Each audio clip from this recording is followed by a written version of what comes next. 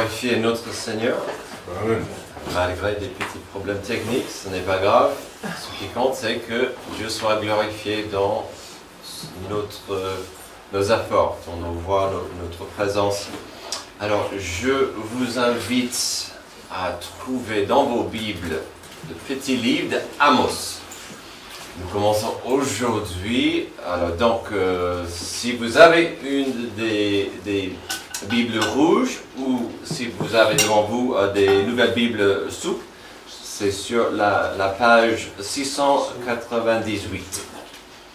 Alors, on commencera, aujourd'hui, on commence ce qu'on appelle simple. Donc, on va voir Amos. Il s'agit du livre d'Amos. Amos se trouve dans la liste de ce qu'on appelle des petits prophètes.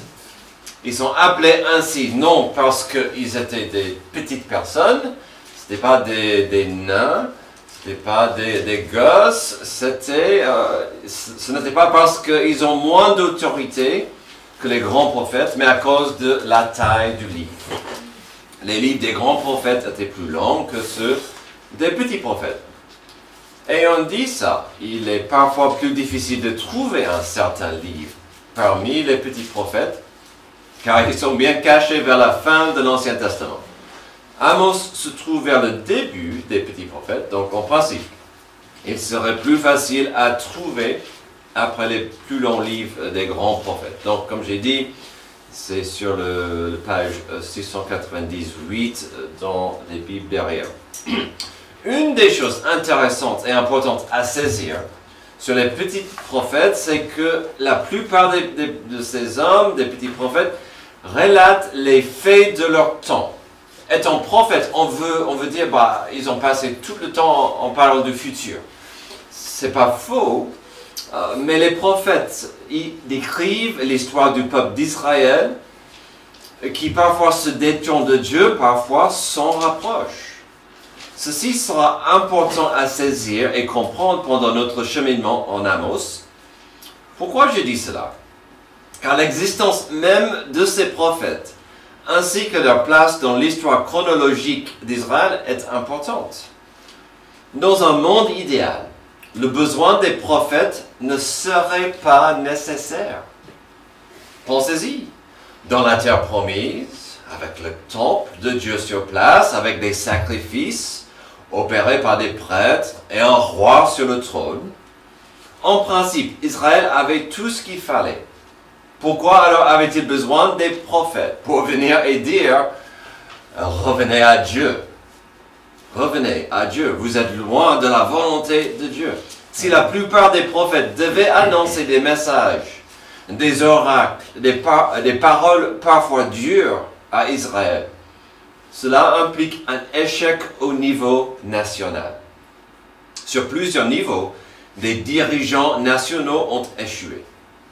Comme on voit souvent dans l'Ancien Testament, il y avait des vagues incessantes de fidélité et de l'infidélité du peuple à Dieu. Donc, que ça soit dans le désert avec Moïse, que ça soit pendant les juges, maintenant on est dans le période des rois et des prophètes, il y avait toujours ces vagues de fidélité et d'infidélité. Donc, n'oublions pas que même si Amos va faire quelques prophéties pour un avenir lointain, la plupart de ce qu'il dira, c'est pour le peuple autour de lui. Dieu voyait des choses à régler dans le moment. Et il a envoyé Amos. Quelque part, ça veut dire que nous aurons toujours des applications pour nous aujourd'hui dans ce que nous trouverons dans ce livre. Je vous promets, on va trouver plein de choses qui sont applicables pour nous dans ce monde aujourd'hui. Alors, il est temps maintenant de préciser notre attention aux 5 premiers versets de Amos, chapitre 1. Au début, j'avais aucune idée de ce que je pouvais faire comme introduction de la prédication pour le début du livre. Honnêtement, parfois, il m'est difficile de trouver un sujet comme introduction d'une prédication, car l'introduction doit à la fois vous intriguer sur un sujet, mais aussi vous donner l'envie de voir la suite dans les pages, de vous donner le désir de voir comment cela peut se développer dans le passage du jour et dans votre vie. Puis j'ai compris que peut-être la meilleure façon d'introduire les premiers versets d'Amos, c'était de vous lire une partie d'un commentaire du livre par un théologien. Je vais vous lire quelques détails de l'époque de Amos, et vous allez me dire si ça vous parle ou même vous rappelle de quelque chose. Sachez qu'à l'époque, Israël se composait de 10 tribus dans le nord, et le roi c'était Jéroboam II, et la capitale d'Israël c'était la Samarie. Le royaume de Juda avec ses 2 tribus était au sud, et le roi Osias était sur le trône à Jérusalem. Maintenant, voyons quelques détails de l'époque. Donc, un peu de contexte historique. Les royaumes du nord et du sud, à cette époque, pendant la vie d'Amos, connaissent une période de stabilité politique, de prospérité matérielle et d'expansion géographique. Donc, tout va bien. On devient riche, on a la paix, la vie est belle. Les 2 rois, Jéroboam II et Osias, étaient plus que compétents et efficaces dans leurs royaumes respectifs. Ils ont guidé leur nation à des niveaux de réussite qui n'ont d'égal que ceux de l'âge d'or de Salomon. Encore, la vie est belle.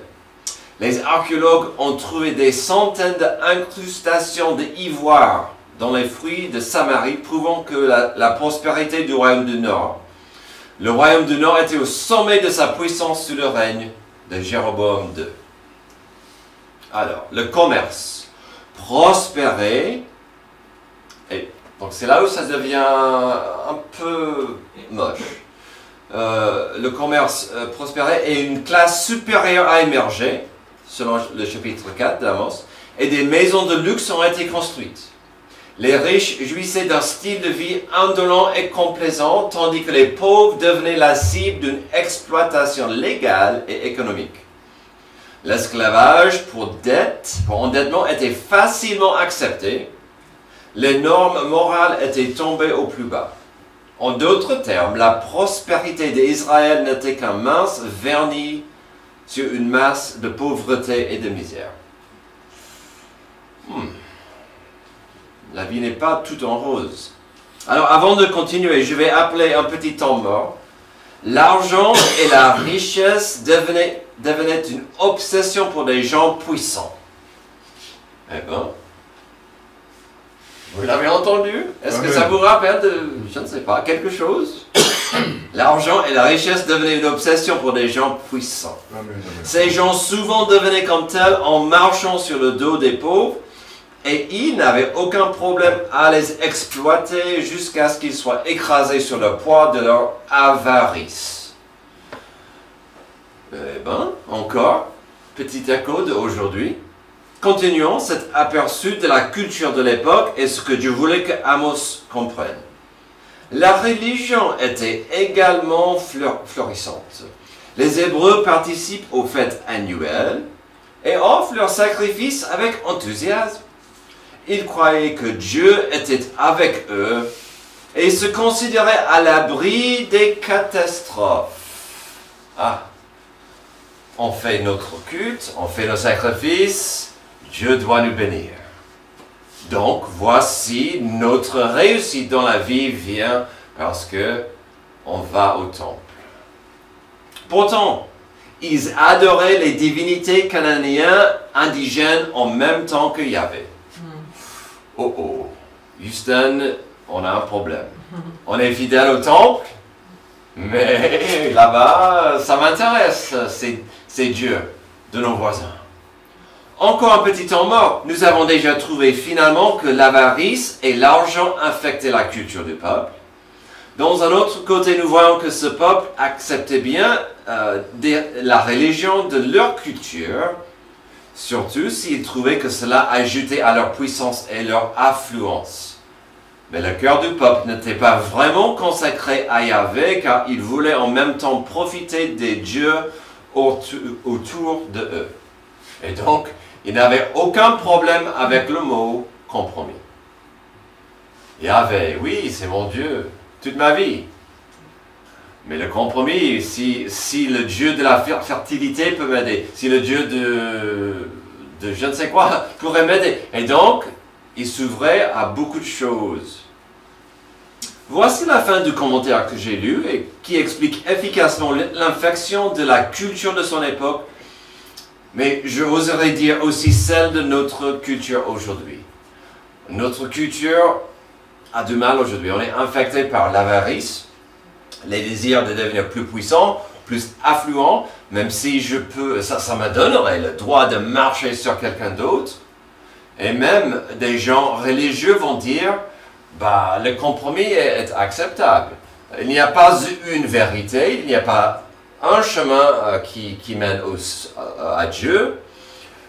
Faites ce que vous voulez. Faites ce qui te plaît. Et donc,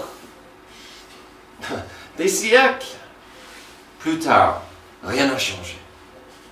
Amos vivait dans une culture pourrie et un monde corrompu. Puis on verra dans quelques secondes que Dieu lui a donné une mission vis-à-vis de cette réalité. Aujourd'hui, nous allons essayer de comprendre que ces mêmes problèmes, ces mêmes défis de l'époque sont devant nous. Puis on aura le même sentiment qu'Amos parfois, c'est-à-dire que le mal autour de nous est en train de gagner. Je ne sais pas pour vous, mais parfois je suis pas découragé, mais j'ai l'impression que le mal gagne. C'était le problème devant Amos. Comme Amos à l'époque, on va poser une question simple. Quel est mon rôle dans un monde d'injustice? On aura 2 points. Le premier, c'est je dois appuyer sur l'importance de la puissance de la voix de Dieu. Voyons la puissance de la voix de Dieu. Verset 1, parole d'Amos, l'un des bergers de Tekoa, vision qu'il a eue sur Israël durant les règnes de Osias sur Juda et de Jéroboam, fils de Joas, sur Israël. 2 ans avant le tremblement de terre. Il dit, de Sion, l'Éternel rugit. De Jérusalem, il fait entendre sa voix. Les pâturages des bergers sont dans le deuil, et le sommet du Carmel est desséché. La puissance de la voix de Dieu dans un monde d'injustice. Yes, please. J'aimerais bien voir la puissance de la voix de Dieu dans un monde d'injustice. Commençons avec une vérité ancienne. Je le dis souvent, Dieu semble avoir une préférence quand il s'agit de communiquer son message au monde. C'est-à-dire, il appelle des gens qui sont disposés à l'obéir et à suivre sa volonté. Dieu, en peu de mots, veut nous aider. Il veut que nous soyons ses porte-paroles. Ça faisait partie tout à l'heure, à 10 heures, des façons de glorifier Dieu. Parler de lui, proclamer Dieu, partager la volonté, la parole de Dieu. Oui. Ce n'est pas forcément facile ou glamoureux d'être un porte-parole de Dieu, mais ici nous voyons que Amos a reçu un appel. La période de son service était d'environ 792 à 740 avant Jésus-Christ. Et selon la plupart de son livre, il est clair qu'il devait crier, annoncer la parole de Dieu à Israël, les 10 tribus au nord. Étant un habitant de Tekoa, une ville au sud de Jérusalem, ça veut dire qu'il s'adressait plutôt au royaume du nord. Mais on verra que Dieu avait pas mal de messages pour pas mal de royaumes et beaucoup de peuples. Revenons à son appel et la puissance de la voix de Dieu. Dieu a choisi, puis appelé Amos. Amos m'intrigue, car il n'y a aucune trace, ici, ni dans d'autres livres, qu'il était quelqu'un de spécial. Il n'avait pas une formation spéciale dans la loi ou les Écritures saintes, il n'y a rien qui indique qu'il était prêtre, ou qu'il avait des liens avec la famille royale ou les classes dirigeantes de son pays. Il était un homme simple. Il était un berger. Un homme rural. Il n'était pas un homme de la rue, mais plutôt un homme avec ses racines dans le sol, figurativement et littéralement. Un homme de la terre. Dieu lui a appelé et Amos a accepté sans hésitation. Une des ironies profondes de cela, c'est qu'un de ses contemporains à l'époque, il avait pas mal. J'étais surpris combien de prophètes existaient à son époque. Un de ses contemporains Un de ses collègues, c'était Jonas, qui a aussi reçu un appel de Dieu. Il a dit, non merci, j'irai dans l'autre direction. Et lui, il était doué. Lui, il était formidable. Il avait un don. Il criait fort, comme on voyait tout à l'heure. Mais là, on voit une simple humilité d'Amos qui va dire, oui, je suis là, envoie-moi. Continuons avec cette notion de la puissance de la voix de Dieu. Au verset 1, il mentionne son appel qui était 2 ans avant le tremblement de terre. C'est un détail fascinant sur plusieurs niveaux. D'abord parce que Amos va plus en revenir à ce tremblement de terre. Il ajoute, il ne va plus en parler. Alors, qu'est-ce qu'on est censé faire avec et qu'est-ce qu'on est censé penser de ce petit détail? Pourquoi il a dit ça? C'est quoi ce tremblement de terre? C'était important pour lui? Si vous aimez un peu l'histoire et de défendre la Bible, écoutez quelques détails que je vous donnerai ici. Souvenez-vous du roi de Juda, Osias. Selon 2 Chroniques 26, Osias, dans sa puissance et sa gloire, est devenu orgueilleux. Donc voici le problème avec la gloire de l'homme. Il est devenu orgueilleux, il est entré dans le temple où il n'en avait pas le droit. En plus, il a essayé d'offrir et pratiquer des rites qui étaient réservés que pour des prêtres. Sur le coup, Dieu l'a frappé avec la maladie de la lèpre, chose qui a plus ou moins ruiné sa vie. La tradition juive dit qu'à ce moment-là, Dieu a envoyé un énorme tremblement de terre sur Jérusalem. Des siècles plus tard, l'historien juif Joséphus l'a écrit comme vérité et acte accompli, que c'était un miracle, un acte de Dieu. Puis des archéologues ont trouvé des signes d'un tremblement de terre puissant qui aurait frappé Jérusalem à la même époque. Si notre univers a été créé par la voix puissante de Dieu, je ne vois aucune raison de douter que le tremblement de terre cité par Amos était le même qui est venu de Dieu pour humilier et briser un roi orgueilleux. Un dernier détail fascinant, qui n'a rien avec des traditions ou des légendes, 200 ans plus tard, de l'époque d'Amos, le prophète Zacharie va parler de la fin du monde. Ah, presque. Zacharie parle de la fin du monde au chapitre 14. Zacharie parle du jour de l'Éternel et l'arrivée de Jésus-Christ, le puissant vainqueur. Il prophétise du moment où les pieds de Jésus touchera le mont des Oliviers et le briser en deux. Permettez-moi de vous lire quelques versets qui parlera de la victoire sur terre que Jésus aura quand il arrive. Verset 3 de Zacharie 14, « L'Éternel sortira et combattra contre ces nations, comme il combat le jour de la bataille. Ses pieds se poseront ce jour-là sur le mont des Oliviers qui est vis-à-vis de Jérusalem, du côté est. Le mont des Oliviers se fondra par le milieu de est en ouest, et une très grande vallée se formera. Une moitié de la montagne reculera vers le nord et une moitié vers le sud. Vous fuirez alors la vallée de mes montagnes, car la vallée des montagnes s'étendra jusqu'à Hadzel. Vous fuirez comme vous avez fui devant le tremblement de terre lors du règne de Osias sur Juda. Et donc, quand Amos parle de ce tremblement de terre, on sait bien que c'est arrivé. Et ce n'était pas la puissance de la voix de Dieu qui l'a dit, les choses doivent changer, les choses vont changer. Parfois, quand Dieu veut manifester son pouvoir, la puissance de sa voix éclate. Et puisqu'on est en train de contempler la puissance de la voix de Dieu, voyons ensuite le verset 2. Vous voulez parler de la puissance de la voix de Dieu? Au verset 1, Amos nous a donné le minimum d'informations nécessaires afin de savoir qui il était. Mais au verset 2, il ne se tarde pas à lancer sa première bombe. Il dit, de Sion, l'Éternel chuchote. Oh, l'Éternel dit un mot.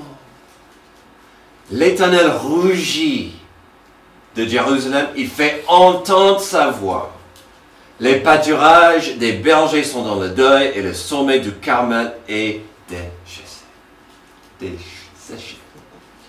De Sion, le siège central de la puissance et le règne terrestre de Dieu. De Jérusalem où se trouvait le temple de Dieu.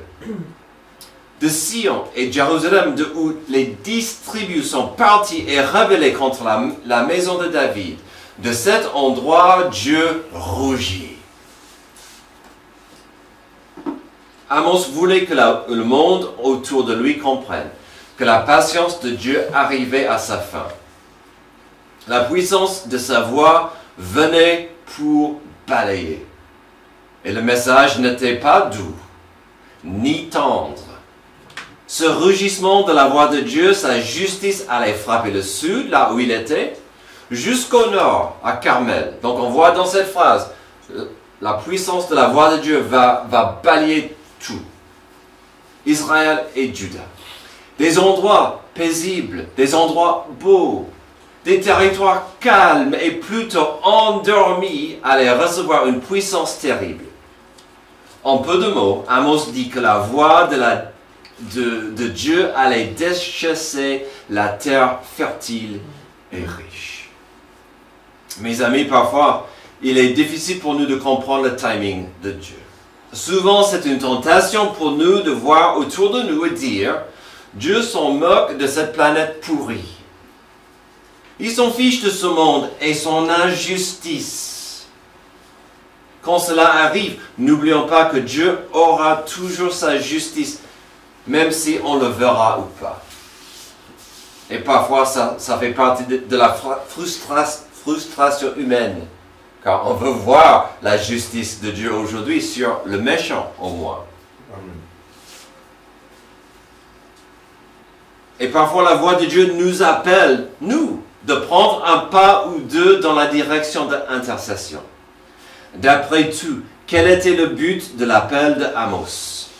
Quel était le but de l'appel de son collègue Jonas?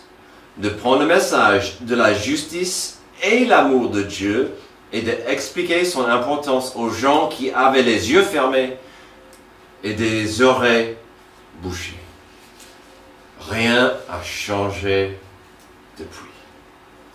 Peut-être vous allez me dire, heureusement, Dieu ne m'a pas appelé d'être son porte-parole. Non, merci. À cela, je disais qu'en effet, ce n'est pas chaque enfant adoptif de Dieu qui est appelé dans le ministère. Ah, mais pas si vite. J'ai dit tout à l'heure que Dieu préfère utiliser des gens pour partager son message. C'est pourquoi chacune de nous n'a pas le droit d'ignorer ce que Paul a dit sur le sujet aux 2 Corinthiens 5, 17 à 20. Si quelqu'un est en Christ, il est une nouvelle créature. Les choses anciennes sont passées, voici toutes choses sont devenues nouvelles. Et tout cela vient de Dieu qui nous a réconciliés avec lui par Jésus-Christ et qui nous a donné le ministère de la réconciliation. Si vous êtes une nouvelle création, Dieu vous a donné un ministère. Le ministère de la réconciliation. Verset 19. En effet, Dieu était en Christ, il réconciliait le monde avec lui-même en ne chargeant pas les hommes de leurs fautes.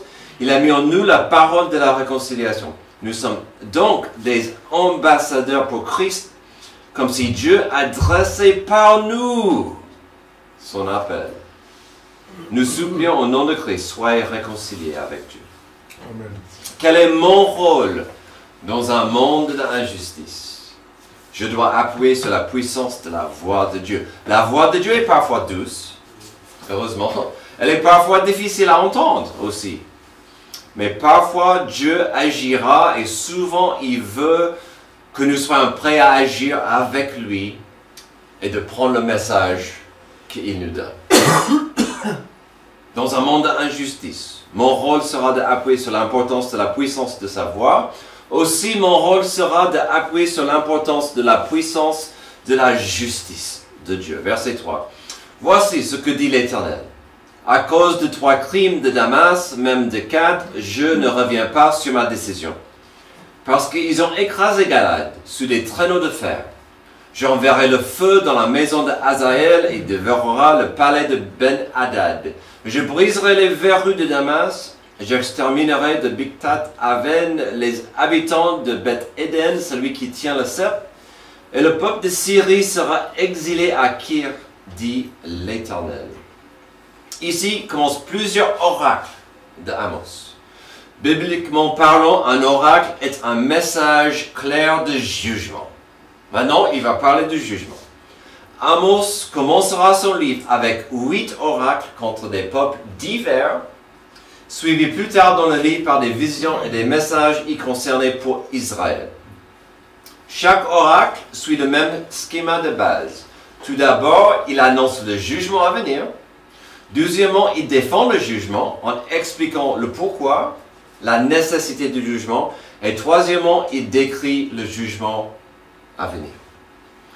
Quand je commençais l'organisation et le planning de notre chemin en Amos, j'allais faire 2 oracles dans notre prédication aujourd'hui. En même temps, je n'appréciais pas combien les 2 premiers versets sont riches et très profonds. Et puisque je ne pouvais pas survoler les 2 premiers versets, pour notre dernier point aujourd'hui, nous ne verrons que le premier message de justice et jugement. Il était sur Damas. Alors dans beaucoup de vos Bibles, quand vous voyez au-dessus du verset 3, ça va dire sur Damas. Donc ça montrerait que cet oracle est pour Damas et ce peuple.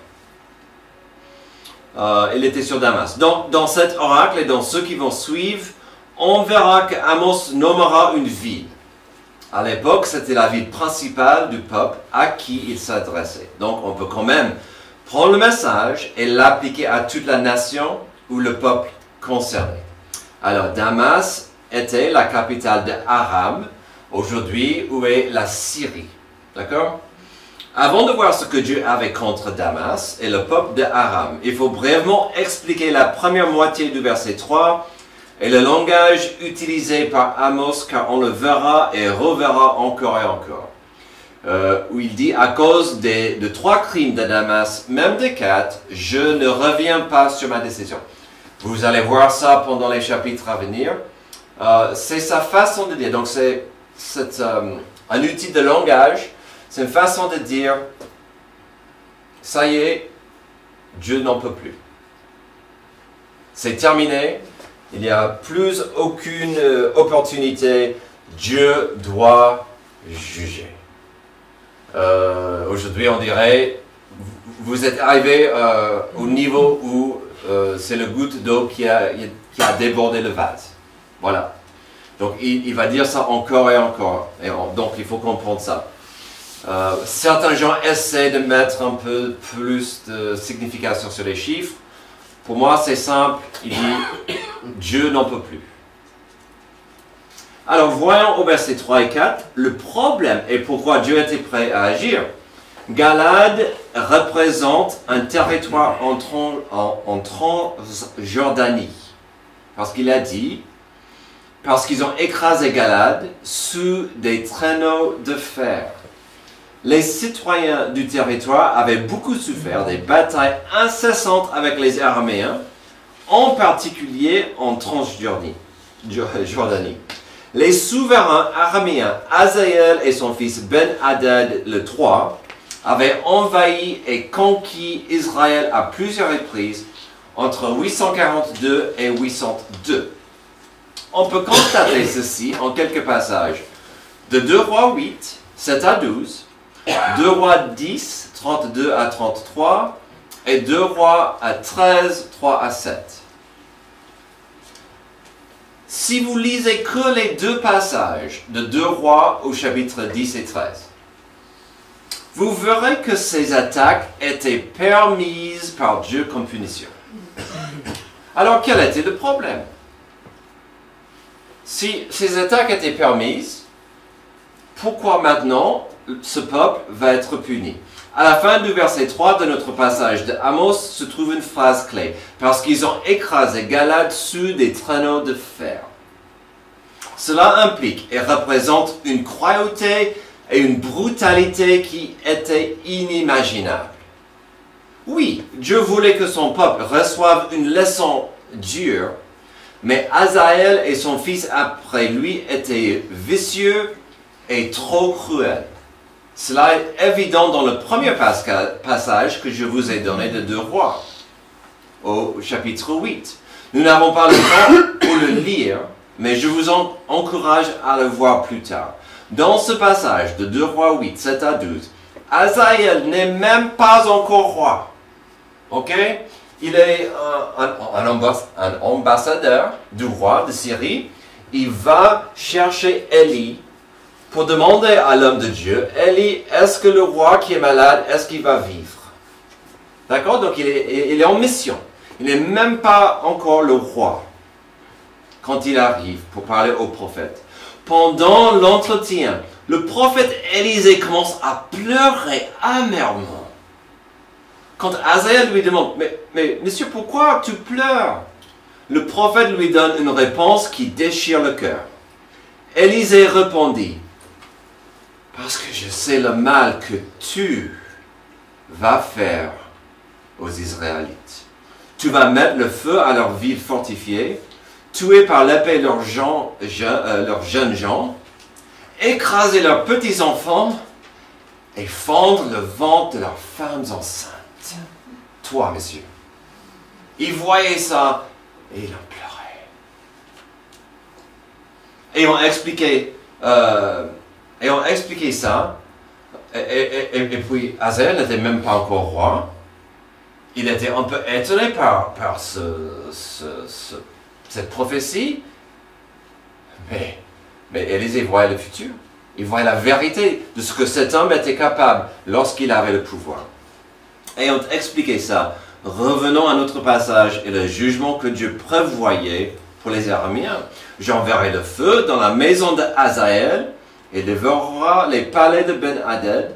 Je briserai les verrous de Damas, j'exterminerai de Bikat-Aven les habitants et de Beth-Éden, celui qui tient le sceptre. Et le peuple de Syrie sera exilé à Kir, dit l'Éternel. Oui, Dieu permettait ce peuple de punir et frapper Israël.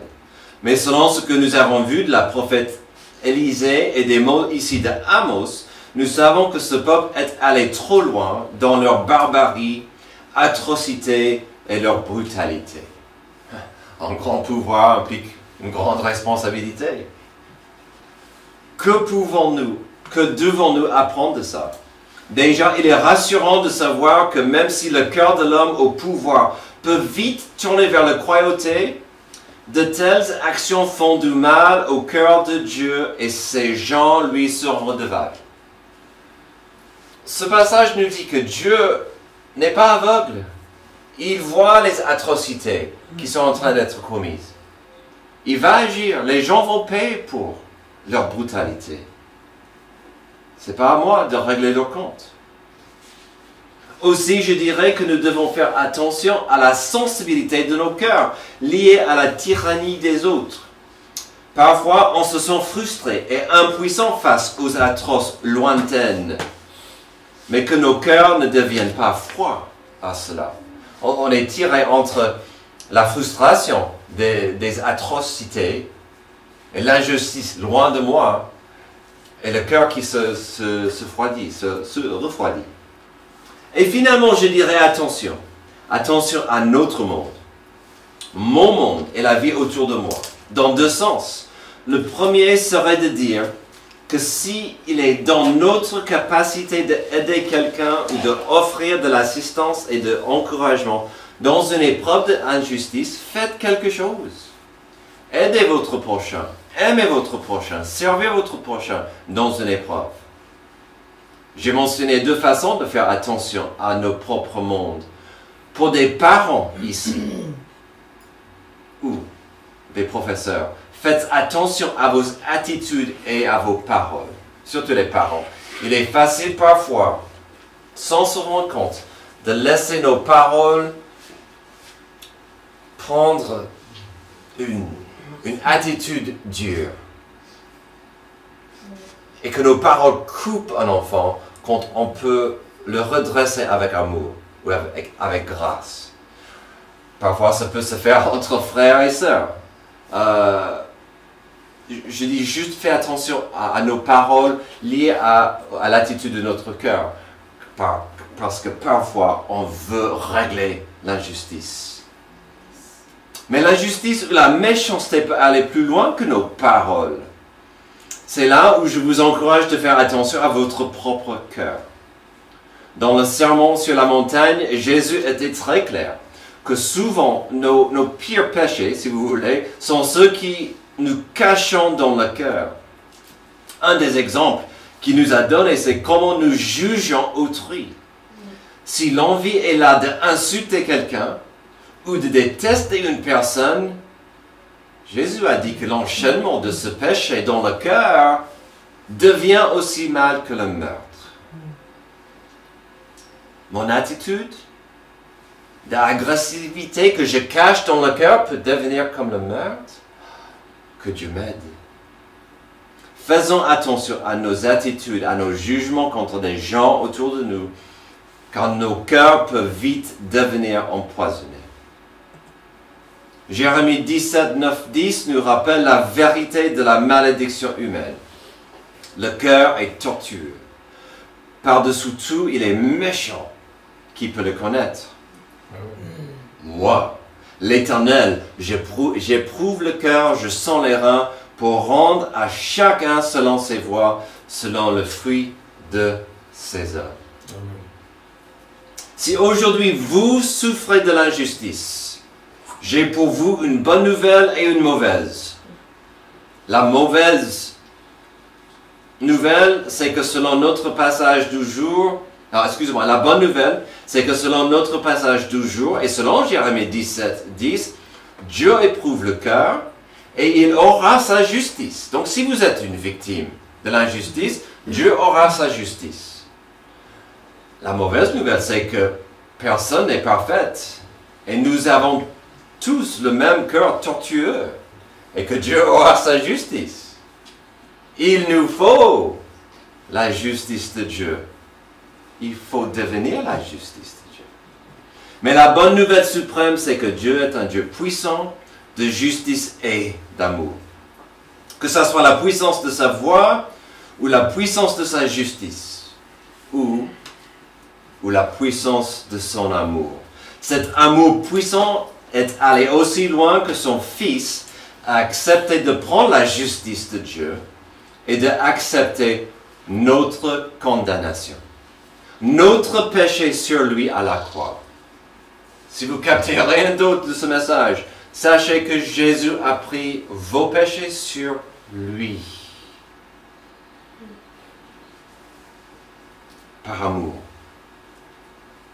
Comme Paul a dit en 2 Corinthiens 5, en effet, celui qui n'a pas connu de péché, il a fait devenir péché pour nous afin qu'en lui nous devenions justice de Dieu. Dieu me voit juste à travers Jésus. Amen. Alléluia. Nous n'aurons jamais assez de paix autour de nous dans ce monde brisé, car l'injustice du péché a ruiné et a maudit notre existence. Mais dans notre passage aujourd'hui, nous pouvons constater le désir de Dieu pour l'humanité. Peut-être j'aurais dû mettre ça dans mon introduction. Mais quand je parle du message, notre passage d'aujourd'hui est ce que Amos devait communiquer. Amos voulait dire, parce que souvent les dons dans l'Ancien Testament portaient une définition. Amos veut dire fardeau ou porteur de fardeau. Imaginez de grandir avec un tel nom, fardeau. Et puis Dieu dit, Amos, j'ai un message pour toi. Va parler aux gens qui ont besoin de comprendre que la justice doit tomber. Amen. La justice de Dieu exige une punition, certes, mais Dieu nous appelle de vivre dans sa paix. Mais cette paix est un cadeau à accepter par la foi. Si vous n'avez pas encore accepté ce cadeau, pourquoi pas aujourd'hui? Ne voulez-vous pas la paix de Dieu dans votre cœur? Si vous avez accepté le cadeau ultime de la paix de Dieu, je vous encourage aujourd'hui de l'appliquer dans votre vie quotidienne. Selon Philippiens 4, 7, une paix impossible nous est disponible. Mais la clé sera de garder son cœur enraciné et lié à notre Seigneur et Sauveur. Verset 7. Et la paix de Dieu, qui dépasse tout ce que l'on peut comprendre, gardera votre cœur et vos pensées en Jésus-Christ. Amen. Que vos cœurs, que vos pensées restent centrées en Jésus-Christ, afin d'avoir accès à cette paix impossible. Amen. Une paix qui est nécessaire dans ce monde d'injustice. Prions. Merci Dieu pour ce premier passage de Amos qui nous rappelle que le monde autour de nous n'est pas toujours beau. Notre planète n'est pas toujours belle quand on voit l'injustice et le mal. Mais nous aussi, on peut cacher, on peut garder des attitudes orgueilleuses. Aide-nous à donner à toi nos fardeaux. Aide-nous à être des porte-paroles de ta paix, ainsi que ta justice, mais surtout de ton amour dans un monde obscur qui a besoin de Jésus-Christ le Sauveur. C'est dans son nom que je prie. Amen. Amen. Levez-vous pour notre dernière